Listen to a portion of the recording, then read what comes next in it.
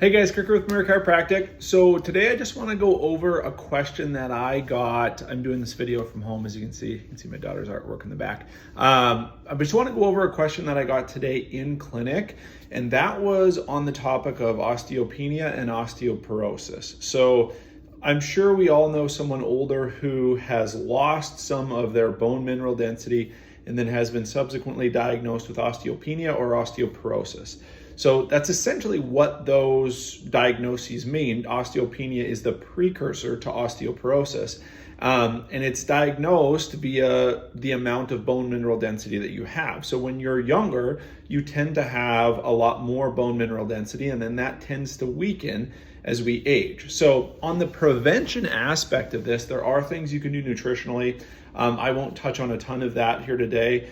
The thing I want to talk about today is just the number one thing you can do from a prevention standpoint for that condition, for osteopenia and osteoporosis, is strength train and resistance train. So how that works is when we strength train, let's say the knee joint, we're getting compressive loading on that joint. So that load is then transferred up into the bone. That then will stimulate the osteocytes, which are the bone cells, to build and kind of thicken that bone in that area. So when you get older, if you can start doing this from a young age, when you get older, you're going to have some reserves built up to fight those effects of aging. Okay, so if you don't strength train, what tends to happen is those effects happen a lot quicker and they can be more severe. So if you're young, I would say strength train. It's so important that you lift weights. If you're just like a cardio person or anything like that, it's really, really important that we incorporate some of that strength training, but just movement in general, loading of the tissues. That's really what it's all about for loading those bones and then kind of preventing osteopenia and osteoporosis in the future.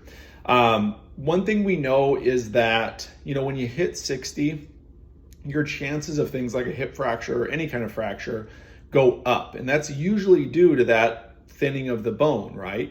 So when they go up, it usually doesn't go up in a linear fashion. Like it's not a kind of a steady curve. It's like you're going along nice and steady, and then you hit 60, starts to go up pretty steep, and then it just gets worse. You hit 70, you hit 80, like those chances of fractures at that age, and then the associated risks of mortality with those fractures is just stunning. Some of this stuff when I was learning, and I can still remember just being shocked that like a fracture doesn't seem like as big of a deal when you're young, but when those happen when you're older, they can be really, really,